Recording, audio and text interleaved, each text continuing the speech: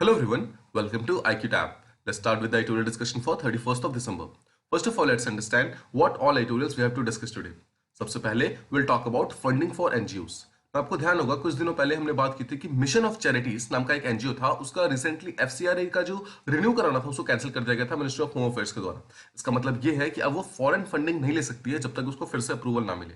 तो हम इस पर्टिकुलर एनालिसिस के बारे में बात करेंगे। यहाँ पर हमारा मेन पॉइंट ऑफ व्यू ये होगा कि अगर आप किसी पर्टिकुलर एनजीओ का अगर आप फॉरेन फंडिंग या फिर किसी भी तरीके का फंडिंग को बंद कर देते हो तो उसके क्या रिपोर्कशंस हो सकते हैं आगे जाकर हमारे जो पुअर लोग हैं उनके ऊपर, जिसके लिए एक्चुअली ये एनजीओ काम करते हैं। ठीक है, तो हम इसके बारे में बात करेंगे। And second will talk about NFHS 5 जो है उसका एक रिपोर्ट का टाइप ऑफ आया हुआ है जहां पर काफी सारे पॉइंट्स को समराइज करने की कोशिश की गई है। तो हम सिर्फ जो इंपॉर्टेंट पॉइंट्स है उसको डिस्कस करेंगे यहाँ पर। ठीक है, तो हम इन दो एडिटोरियल्स के बारे में यहाँ पर बात करने वाले हैं। इसके अलावा एक यहाँ पर एक बैरियर टू नॉलेज सोसाइटी नाम का एक एडिटोरियल आया हुआ है, काफी अच्छा है, बट ये एक पॉलिटिकल पॉइंट ऑफ व्यू से लिखा हुआ है, इसलिए हम इसको डिस्कस नहीं करेंगे। जब भी कोई ऐसा एडिटोरियल आएगा जो कि इसी तरीके का एजुकेशन के ऊपर बात करता है लेकिन वो एक नेशनल पॉइंट ऑफ व्यू से लिखा जाएगा, हम उसके बारे में डेफिनेटली बात करेंगे।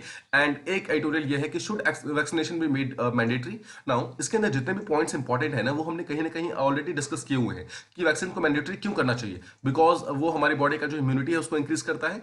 नाउ अ वैक्सीनेटेड जो पर्सन है he is more better as compare to unvaccinated against Omicron. तो यही सब जो चीजें हैं इसी को बार बार रिपीट किया हुआ है और इसी चीज को मतलब डिफरेंट तरीकों से समझाने की कोशिश की है इस पर्टिकुलर इंटरव्यू कॉलम में। ठीक है, तो आज जो हमारा दो मेन स्टेज है वो यही है, फर्स्ट एंड सेकंड। और दो इंडियन एक्सप्रेस के अंदर भी आज कोई बहुत अच्छे एडिटोरियल्स नहीं आए हैं, इसलिए हम सिर्फ दो ही एडिटोरियल्स को बात करेंगे इसके बारे में। Okay, let's move on to the first one that we have to discuss. It is about the killing licenses for NGOs. इसका सीधा सा मतलब है जितने भी एनजीओज हैं, नॉन गवर्नमेंटल ऑर्गेनाइजेशंस हैं, उनके लाइसेंसेस को लगातार देखा गया है कि लगातार minister of home affairs cancel हो रहा है। देखिए, मिनिस्टर ऑफ होम अफेयर्स ने रिसेंटली ये डिसाइड किया है कि बहुत सारे ऐसे एनजीओज हैं जिनके लाइसेंस को रिन्यू नहीं किया जाएगा।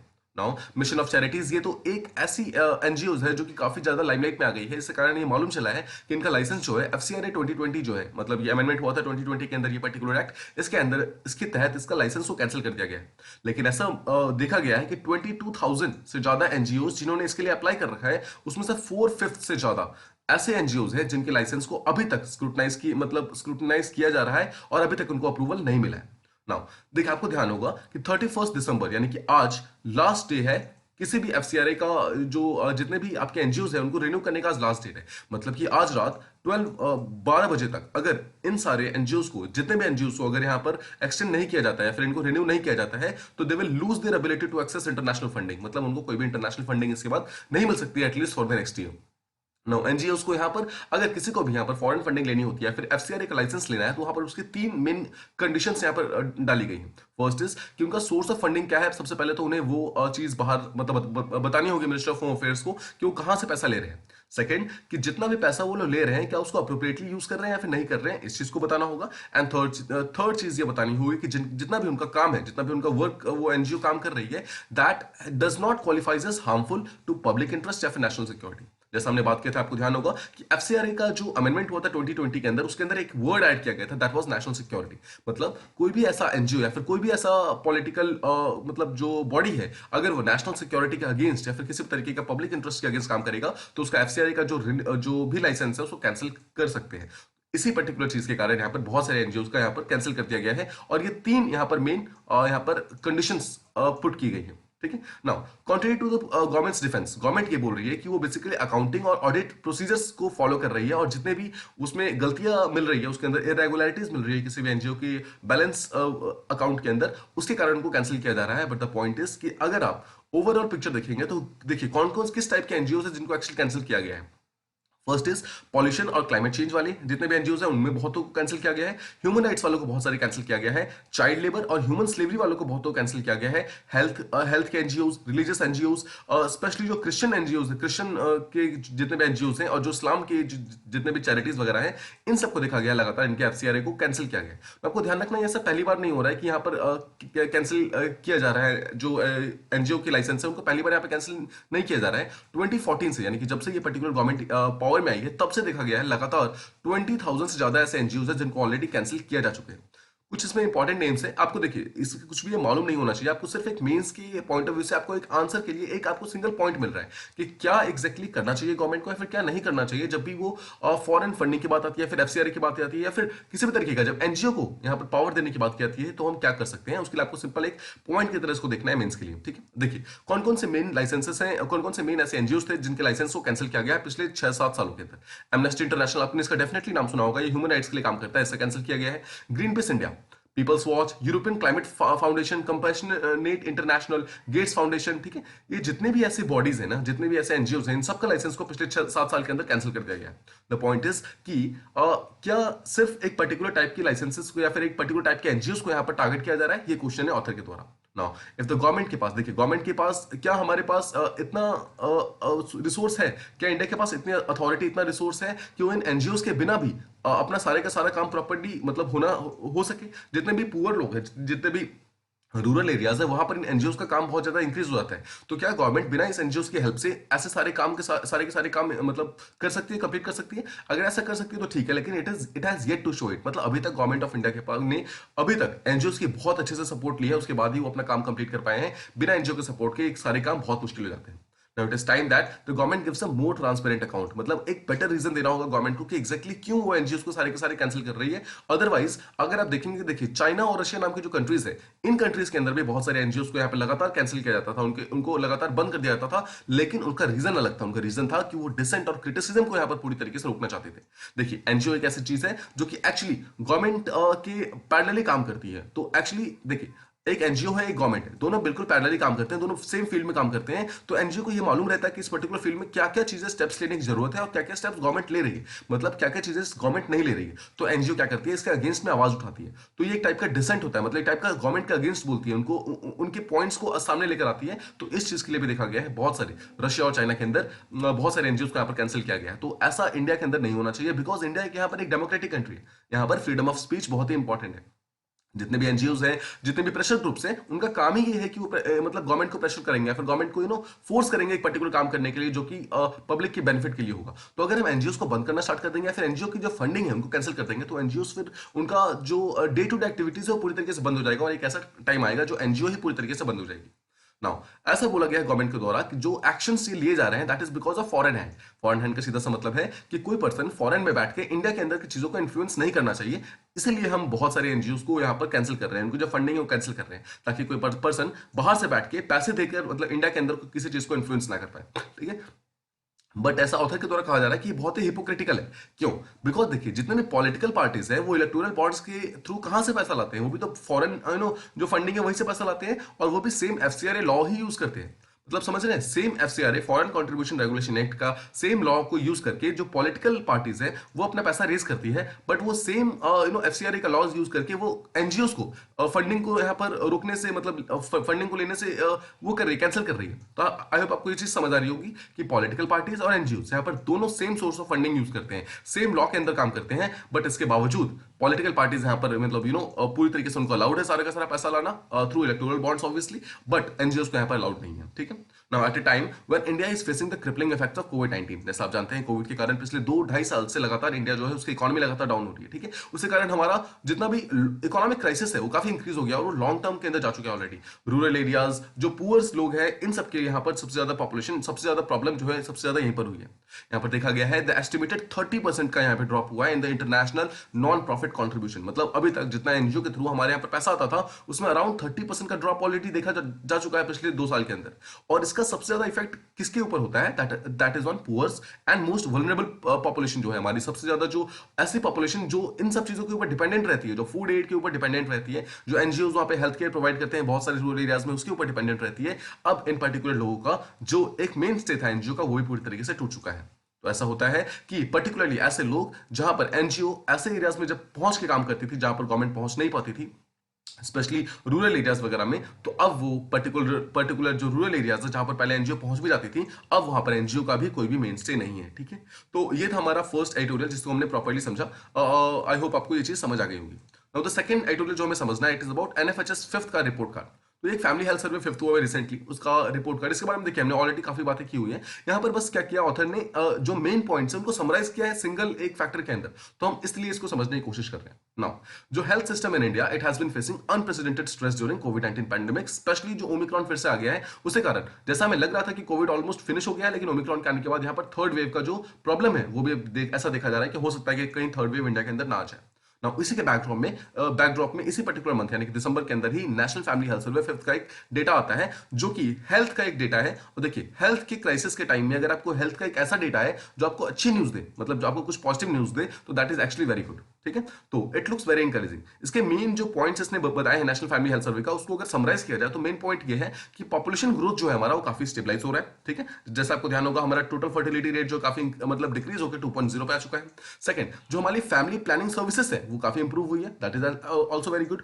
इंडिया अभी तक जो प्रॉब्लम जो फेस कर रहा था दैट वाज पॉपुलेशन एक्सप्लोजन, मतलब हमारे यहाँ पे पॉपुलेशन एक्सप्लोड हो रहा था, मतलब लगातार हर डेकेड के अंदर हमारी पॉपुलेशन ऑलमोस्ट 30 to 40% इंक्रीज हो रही थी। तो इस चीज को रोकना बहुत जरूरी था, बट ऐसा देखा जा रहा है कि पॉपुलेशन ग्रोथ के स्टेबलाइज होते ही यहाँ पर देखा गया है कि फैमिली प्लानिंग का सर्वे जो सर्विसेज है वो काफी इंप्रूव हुई है, इसके कारण ही जो पॉपुलेशन ग्रोथ है काफी स्टेबलाइज हुआ है। एंड फाइनली जो हमारा हेल्थ सिस्टम है they are doing much better. ठीक है, वो काफी बेटर कर रही है एज कंपेयर टू जैसा हम पिछले फैमिली हेल्थ सर्वे यानी कि 2014 और 2014-15 के टाइम में जो कर रहे थे उससे ज्यादा बेटर हमने अभी करना स्टार्ट कर दिया है।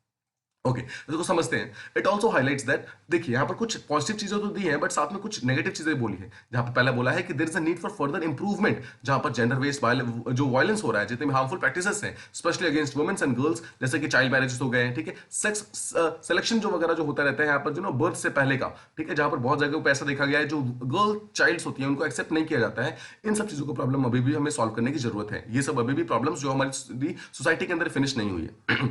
इसके अलावा कुछ डिस्क्रिमिनेटरी सोशल नॉर्म्स यानी कि सोसाइटी के बेसिस पे कुछ डिस्क्रिमिनेटरी नॉर्म्स है, उस चीज को भी हमें सॉल्व करने की जरूरत है, जो एक्चुअली हमें सस्टेनेबल डेवलपमेंट गोल जो हमारे 2030 के जो गोल्स है उस चीज को रोकने में अभी भी मतलब रोक रही है, उस चीज को हमें प्रॉपर्ली सॉल्व करना है। नाउ इसको हम तीन फैक्टर्स के रूप में बात करेंगे। सबसे पहले हम बात करते हैं टीएफआर यानी कि टोटल फर्टिलिटी रेट। इंडिया का जो पॉपुलेशन ग्रोथ है वो काफी स्टेबलाइज हो रहा है, जैसा हमने बात किया, जहां पर इंडिया का जो टोटल फर्टिलिटी रेट था यानी कि वो 2.2 से कम होकर 2.0 पर आ गया है। तो टीएफआर का मतलब क्या होता है? इसका टीएफआर का सीधा सा मतलब होता है कि एक हेल्दी वुमेन जब तक अपने चाइल्ड बेयरिंग कैपेसिटी उनकी होती है तब तक वो कितने बेबीज यानी कितने चाइल्ड को बर्थ दे सकती हैं। ठीक है, that is called as TFR. तो जो अभी तक हमारा टीएफआर था दैट वाज 2.2, बट वो कम होकर 2.0 हो गया। ये अच्छी बात क्यों है? बिकॉज एक आइडियल टीएफआर जो होता है, आइडियल मतलब जितना होना चाहिए, दैट इज एक्चुअली 2.1। ठीक है, एक healthy women she should be giving birth to only 2.1 child. ठीक है, in her entire life time. Okay, total 31 states और यूनियन टेरिटरीज को अगर कंबाइन करें जो कि टोटल 70% ऑलमोस्ट इंडिया का पॉपुलेशन बनाती है, उनका देखा गया है कि जो रिप्लेसमेंट लेवल है यानी कि जो टीएफआर लेवल है वो 2.1 से नीचे आ चुका है यानी कि 2.0 पे आ चुका है। तो this is actually very good. Second is the main reason, reason क्या है जो जिसके कारण जो हमारी फर्टिलिटी है लगातार कम हुई है, क्यों हुई है? सबसे पहला रीजन जो है ये है कि हमने मॉडर्न फैमिली प्लानिंग मेथड्स को यूज करना स्टार्ट किया है। ठीक है, देखिए ऐसा नहीं है कि पर्टिकुलर फैमिली प्लानिंग मेथड्स पहले नहीं थे, ये मेथड्स तो पहले भी थे, लेकिन इससे रिलेटेड जो इन्फॉर्मेशन है, सर्विसेज है, अवेयरनेस है, वो लगातार देखा गया है पिछले 5 सालों के अंदर काफी इंक्रीज हुआ है, जिससे कि लोगों को मालूम चला है और लोगों ने इस चीज को यूज करना स्टार्ट किया है। नाउ सेकंड रीजन ये है कि जो फीमेल लिटरेसी थी वो लगातार इंप्रूव हुई है। जहां पर पहले देखा जाता था कि पहले 36% जो फीमेल थी वो एजुकेटेड थी 2015-16 के टाइम में, अब वो इंक्रीज होकर अराउंड 41% हो चुका है। इसका मतलब है कि ऐसी वुमेन्स जो कि कम से कम 10 साल की स्कूलिंग कंप्लीट कर रही है, मतलब 10 साल स्कूल जा रही हैं, they are around 41% right now. Now एक रिपोर्ट के अनुसार ऐसा पाया गया कि गर्ल्स हु स्टडी लॉन्गर, जो कि ज्यादा लॉन्गर टाइम में एजुकेशन को लेती है, दे हैव फ्यूज मतलब वो कंपैरेटिवली कम चाइल्ड बर्थ करती है, मतलब वो फैमिली प्लानिंग को प्रॉपर्ली करती है। और सेकंड चीज कि वो अपने मैरिज को हमेशा डिले करती है, मतलब वो चाइल्ड मैरिज का जितना इशू है ना वहां पर एजुकेशन से पूरी तरीके से वो हट सकता है, बिकॉज जो एजुकेटेड गर्ल्स होती हैं they always go for employment. ठीक है, एंड एम्प्लॉयमेंट और मैरिज के बीच में एक डिफरेंस रखना दैट इज वेरी इंपॉर्टेंट अभी के टाइम में, स्पेशली इंडिया के अंदर। नाउ सिर्फ इंडिया के अंदर ही ऐसा नहीं हुआ है, ऐसा देखा गया है कि और भी बहुत सारे एशियन कंट्रीज है जहां पे फर्टिलिटी जो है वो डिक्लाइन हुई है because of access to quality education. Girls को आप जब जब एजुकेट करोगे ना, जब जब आप गर्ल्स को एक प्रॉपर्ली एजुकेशन प्रोवाइड करोगे तो they would actually very help, वो हेल्प करेंगे, बिकॉज ऐसा कहा जाता है कि teaching a girl means teaching a whole family. ठीक है, आपको एक कोट हमेशा ध्यान रखना है। सेकंड इज, देखिए हेल्थ के बारे में अगर हम बात करें वो काफी अच्छा हुआ है। जो मैटरनल हेल्थ सर्विसेज थी वो काफी इंप्रूव हुई है ओवर द टाइम, पिछले 5 साल के अंदर। एंटीनेटल केयर जो होता है, एंटीनेटल का मतलब होता है जब एक वुमन प्रेग्नेंट होती है और जब वो उनका बेबी होने वाला होता है उससे पहले का जो टाइम पीरियड होता है उसे एंटीनेटल केयर कहते हैं। वो एंटीनेटल केयर जो प्रोवाइड की जाती थी हॉस्पिटल्स वगैरह में, उनका फर्स्ट ट्राइमेस्टर जो होता है उसमें काफी इंक्रीज हो गया। नाउ देखिए, आपको यहाँ पर एक चीज ध्यान रखनी है, ये जितने भी हमारे डेटा हैं 11.4%, 70%, 7%, ये कुछ भी डेटा आपको याद करना नहीं है, ठीक है। This is not important at all. यहाँ पर मैंने सिर्फ इन डेटा को इसलिए यूज किया है बिकॉज ऐसा ये डेटा न्यूज़पेपर के अंदर दिया हुआ था, और डेटा देखने से एक बेटर मतलब एक अच्छा सा फिगर मालूम चलता है कि एग्जैक्टली कितना इंक्रीज है कितना डिक्रीज हुआ है। बट द पॉइंट इज आपको यहाँ पर सिर्फ और सिर्फ ट्रेंड्स मालूम होने चाहिए, ठीक है। That too specially pre point of view से, या फिर अगर आप मेंस में कोई भी ऐसा डेटा आता है, कोई भी ऐसा क्वेश्चन आता है जहां पर नेशनल फैमिली हेल्थ सर्वे के बारे में बात की जाती है, या फिर वुमेन्स के एजुकेशन के बारे में, वुमेन्स के हेल्थ के बारे में बात की जाती है, वहां पर आप इन ट्रेंड्स को यूज कर सकते हो। और जैसे कि आप डायरेक्टली लिख सकते हो कि antenatal care has increased over the last 5 years, ठीक है। या फिर जो 4, देखिए ऐसा बोला जाता है कि टोटल जो एंटीनेटल केयर चेकअप्स किए जाते हैं टोटल 4 होने चाहिए एक पर्टिकुलर वुमेन की प्रेगनेंसी के दौरान, वो भी काफी इंक्रीज हो गया है। कितना इंक्रीज हुआ ये सब हमारे लिए इंपॉर्टेंट नहीं है, but the point is only कि इंक्रीज हुआ है। Third is sorry postnatal care जो होता है, यानी कि जब एक चाइल्ड बर्थ हो जाता है उसके बाद जो उनको वो मिलता है प्रॉपर हॉस्पिटल से जो सर्विसेज वगैरह मिलती है, दैट हैज आल्सो इंक्रीज, ठीक है। इंस्टीट्यूशनल बर्थ जो है, यानी कि एक प्रॉपर एक फैसिलिटी, प्रॉपर हॉस्पिटल जहां पर वो बर्थ होते हैं, वो भी काफी इंक्रीज हुए हैं। एंड फाइनली इंस्टीट्यूशनल जो मतलब जो बर्थ होते हैं इन पब्लिक हेल्थ फैसिलिटीज, मतलब एक ऐसे फैसिलिटीज के अंदर जो गवर्नमेंट फैसिलिटीज है, यहां पर जो बर्थ होते हैं वो भी काफी इंक्रीज हुआ है। द पॉइंट इज जितने भी एंटीनेटल केयर थे वो इंक्रीज हुआ है।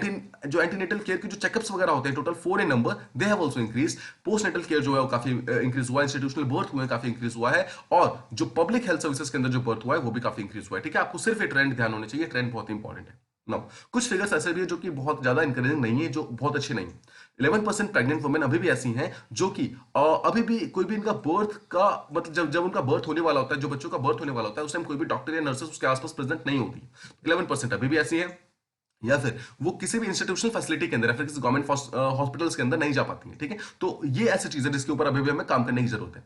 सेकंड इज कि अगर हमें प्रॉपर एनालिसिस करें इस पर्टिकुलर चीज का, ठीक है, इंस्टीट्यूशनल फैसिलिटीज के अंदर जो बर्थ होती है उसकी बात करें, तो अराउंड 70%, ठीक है, ऐसे हैं अभी भी, मतलब अगर हम टोटल 49 डिस्ट्रिक्ट की बात करें, टोटल इंडिया के अंदर 49 डिस्ट्रिक्ट ऐसे हैं अभी भी जहां पर 17% इंस्टीट्यूशनल वो बर्थ नहीं होता है, ठीक है। तो कहां कहां पर है देखिए, ये जो 49 डिस्ट्रिक्ट है ना, इसका मेजोरिटी 69% जो है वो है नागालैंड, बिहार, मेघालय, झारखंड और यूपी। नाउ ये 5 स्टेट्स ऐसे हैं जहां पर अभी भी इंस्टीट्यूशनल बर्थ्स नहीं हो रहे हैं।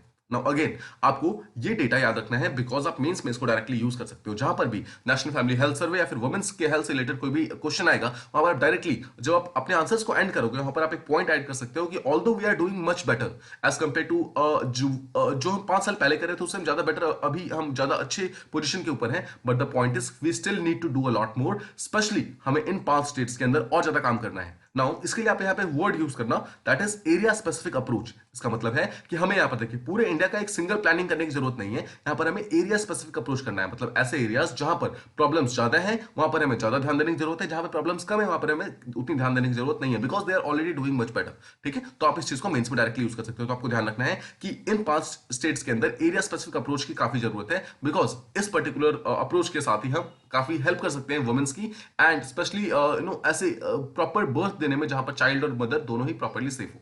नाउ इसके अलावा एक और जो ऑथर ने बोला है, that is about gender equal values. क्या बोलते हैं, ये बोलते हैं कि वुमेन का पार्टिसिपेशन जो है इकोनॉमी के अंदर वो अभी भी काफी लो है, तो इसके लिए भी हमें काफी काम करने की जरूरत है। अभी भी सिर्फ ओनली 25% वुमेन ऐसी हैं जो कि पेड वर्क करती हैं, ठीक है। तो इस चीज का डेटा आप ध्यान रखेंगे तो आप डायरेक्टली किसी भी वुमेन से रिलेटेड कोई भी ऐसे कोई भी GS1 के अंदर कोई भी क्वेश्चन आता है तो उसके अंदर डायरेक्टली आप इस डेटा को यूज कर सकते हैं। नेक्स्ट इज कि अभी भी जो वुमेन्स होती हैं they get the burden of unpaired domestic and care work. जितना डोमेस्टिक वर्क उनको मतलब सारा का सारा करना होता है, घर का काम करना होता है, but that is totally unpaid, right.